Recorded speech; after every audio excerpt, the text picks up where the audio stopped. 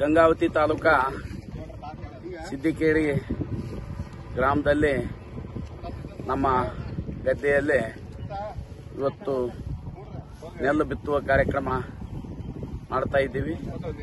ಇದು ಡಬ್ಬಿಯಲ್ಲಿ ನೆಲ್ಲು ಬಿತ್ತುವಂತ ಕಾರ್ಯಕ್ರಮ. ಇದು ಕೃಷಿ ಇಲಾಖೆಯಿಂದ ಡ್ರಮ್ ಸೆಟ್ ತಂದು ಇವತ್ತು ಈ ನೆಲ್ಲು ಬಿತ್ತ ಕಾರ್ಯಕ್ರಮ ಮಾಡ್ತಾ ಇದ್ದೀವಿ. ಹಿಂದಿಗೆ ಕೂರ್ಗಿ ನೆಲ್ಲು ಅಂತ ಬಿತ್ತಿತ್ತು. ಇವತ್ತು ಡ್ರಮ್ ಸೆಟ್ ಮುಖಾಂತರ ನೆಲ್ಲುಗಳನ್ನು ಬಿತ್ತುವಂತ ಕಾರ್ಯ. ಯಾಕಂದ್ರೆ ಇದರಿಂದ ಬಹಳಷ್ಟು ಅನುಕೂಲ ಆಗುವ ನಿರೀಕ್ಷೆಯನ್ನು ನಾವು ಹೊಂದಿದ್ದೀವಿ. ಇವತ್ತು ಹಚ್ಚುವಂತ ಕೂಲಿ ಸಮಸ್ಯೆ ಸಹಿತ ತಪ್ಪಿಸುವುದು ಮತ್ತು ಕಳೆವನ್ನು ಸಹಿತ ತಪ್ಪಿಸುವಂತ ಕೆಲಸಕ್ಕೆ ಇವತ್ತು ಡ್ರಮ್ ಸೆಟ್ ಮುಖಾಂತರ ಕೃಷಿ ಇಲಾಖೆಯೊಂದಿಗೆ ಇವತ್ತು ಏನು ಈ ಒಂದು ಬಿತ್ತನೆ ಕಾರ್ಯಕ್ರಮ ಮಾಡಿದ್ವಿ. ಈ ಬಿತ್ತನೆ ಕಾರ್ಯಕ್ರಮ ಯಶಸ್ವಿಯಾಗಿ ಬರಲಿ ಅಂತೇಳಿ ಪ್ರಾರ್ಥಿಸೋಣ. ನಮಸ್ಕಾರ, ನಮ್ಮ ಹೆಸರು ಜಿ ನಾರಪ್ಪ ಅಂತಂದು. ನಾನು ಕೃಷಿ ವಿಜ್ಞಾನ ಕೇಂದ್ರದಲ್ಲಿ ಕೆಲಸ ಮಾಡ್ತಾ ಇದ್ದೀನಿ, ಬೇಸಾಯ ತಜ್ಞರಾಗಿ. ಮುಖ್ಯವಾಗಿ ಇವತ್ತು ನಾವು ಈ ಒಂದು ಡ್ರಮ್ ಸೀಡಿಂಗ್ ಮೆಥಡ್ ಅಲ್ಲಿ ನಾವು ಭತ್ತ ಬಿತ್ತನೆ ಮಾಡತಕ್ಕಂಥ ಪದ್ಧತಿಗೆ ಪ್ರಾತ್ಯಕ್ಷಿತೆಯನ್ನು ಮಾಡ್ತಾ ಇದ್ದೀವಿ. ಇಲ್ಲಿ ಇದು ಸಿದ್ದಿಕೇರಿ ಭಾಗದ ನಾರಾಯಣಪ್ಪ ನಾಯಕ್ ಅವರ ಜಮೀನಲ್ಲಿ ನಾವು ಈ ಒಂದು ಡ್ರಮ್ ಸೀಡಿಂಗ್ ಪದ್ಧತಿಯನ್ನ ಮಾಡ್ತಾ ಇದೀವಿ. ಈ ಡ್ರಮ್ ಸೀಡಿಂಗ್ ಅನ್ನೋದು ಯಾಕಂತಂದ್ರೆ ತುಂಗಭದ್ರಾ ಅಚ್ಚುಕಟ್ಟು ಪ್ರದೇಶದಲ್ಲಿ ಸುಮಾರು ನೀರು ಒಂದೇ ಸರಿಗೆ ಬರುತ್ತೆ. ಬಟ್ ಎಲ್ಲ ಚಟುವಟಿಕೆನು ಅಟ್ ಎ ಟೈಮ್ ಸ್ಟಾರ್ಟ್ ಆಗೋದ್ರಿಂದ ಜನರಿಗೆ ಏನಂತಂದ್ರೆ ಲೇಬರ್ ಸಿಗ್ತಕ್ಕಂತ ಸಂಖ್ಯೆ ಕಡಿಮೆ ಆಗ್ತಾ ಇದೆ. ಹಾಗಾಗಿ ನಾಟಿ ಪದ್ಧತಿ ಅವೆಲ್ಲ ಲೇಟ್ ಆಗ್ತೈತಿ.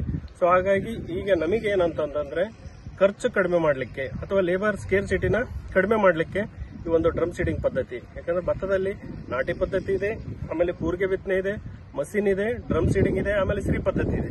ಸೊ ಇವೆಲ್ಲಕ್ಕಿಂತ ಮುಖ್ಯವಾಗಿ ಏನಂತಂದ್ರೆ ಈ ಒಂದು ಡ್ರಮ್ ಸೀಡಿಂಗ್ ಈಸಿಯಾಗಿ ನಾವು ಬೀಜನ ಬಿತ್ತನೆ ಮಾಡಬಹುದು. ಇದಕ್ಕೆ ಬೇಕಾಗ್ತಕ್ಕಂತ ಸೀಡ್ ಏನಂತಂದ್ರೆ ಸೀಡ್ ರೇಟ್ ಅಂತಂದ್ರೆ 8 ರಿಂದ 10 ಕೆಜಿ ಸೀಡ್ ಬೇಕಾಗುತ್ತೆ.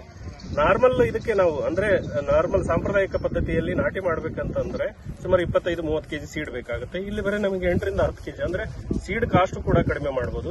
ಆಮೇಲೆ ನರ್ಸರಿ ಖರ್ಚನ್ನ ಕಡಿಮೆ ಮಾಡಬಹುದು, ಲೇಬರ್ ಸಮಸ್ಯೆಯನ್ನು ನೀಗಿಸಬಹುದು. ಸೊ ಇದರಿಂದ ಏನಾಗುತ್ತೆ ಅಂತಂದ್ರೆ ನಮಗೆ ಸುಮಾರು 35 ಅಥವಾ 40% ನೀರು ಕೂಡ ಸೇವ್ ಆಗುತ್ತೆ.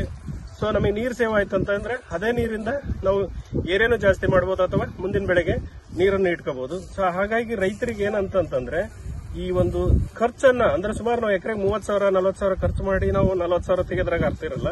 ಸೊ ಇಲ್ಲಿ ಅಟ್ಲೀಸ್ಟ್ ನಮಗೆ ಒಂದು 10,000 ಖರ್ಚು ಕಡಿಮೆ ಆಯ್ತು ಅಂತಂದ್ರೆ ರೈತರಿಗೆ ಹೆಚ್ಚು ಆದಾಯ ಹೆಚ್ಚು ಬರ್ತೈತೆ ಅಂತ ಇದು ಮುಖಾಂತರ ಹೇಳ್ತಾ ಇದೀನಿ. ಇಲ್ಲಿ ಏನಂತಂದ್ರೆ ನಾವು ಸೀಡನ್ನ ನೇರವಾಗಿ ಹಾಕೋದ್ರಿಂದ ಈ ಕಟಾವು ಕೂಡ ಬೇಗನೆ ಬರ್ತದೆ. ಅಂದ್ರೆ ನಾವು ಟ್ರಾನ್ಸ್ಪ್ಲಾಂಟಿಂಗ್ ಅಲ್ಲಿ ಸಾಂಪ್ರದಾಯಿಕ ಪದ್ಧತಿಯಲ್ಲಿ ಸಸಿ ಮಡಿಯಿಂದ ಸಸಿ ಅಂದ್ರೆ ಮುಖ್ಯ ನಾವು ಗದ್ದೆಗೆ ಹಚ್ಚಿದಾಗ 10 ದಿವಸ ಅಲ್ಲಿ ಏನಾಗುತ್ತೆ ಸ್ಟ್ರೆಸ್ ಆಗುತ್ತೆ, ಅಂದ್ರೆ ಟ್ರಾನ್ಸ್ಪ್ಲಾಂಟಿಂಗ್ ಸ್ಟ್ರೆಸ್ ಆಗುತ್ತೆ. ಸೊ ಅವಾಗ ನಮಗೆ ಏನು ಕಟಾವು ಸುಮಾರು ಒಂದು 10 ದಿವಸ ಮುಂದಕ್ಕೆ ಹೋಗುತ್ತೆ. ಹಾಗಾಗಿ ಮತ್ತೆ ಅಲ್ಲಿ ಕೂಡ ನಮಗೆ ಪೆಸ್ಟ್ ಮತ್ತೆ ಬೇರೆ ಬೇರೆ ವಾತಾವರಣದ ಒಂದು ಸಮಸ್ಯೆಗಳಿಂದ ಇಳುವರಿ ಕೂಡ ಕಡಿಮೆ ಆಗ್ಬೋದು. ಬಟ್ ಇದರಲ್ಲಿ ಏನಂತಂದ್ರೆ ಬೀಜ ನೆಲಕ್ಕೆ ಬಿದ್ದು ಅಲ್ಲೇ ಬೇರನ್ನ ಹಾಕೋದ್ರಿಂದ ಹೆಚ್ಚು ಮರಿಗಳು ಬರ್ತವು, ಆಮೇಲೆ ಹೆಚ್ಚು ಇಳುವರಿನೂ ಬರ್ತದೆ, ಆಮೇಲೆ ನೀರು ಕೂಡ ರಕ್ಷಣೆ ಮಾಡಬಹುದು ಅಂತ ಈ ಒಂದು ಪದ್ಧತಿಯಲ್ಲಿ ರೈತರು ಮಾಡಿಕೊಳ್ತಾ ಇದ್ದಾರೆ. ಸೊ ಮುಂದಿನ ದಿನ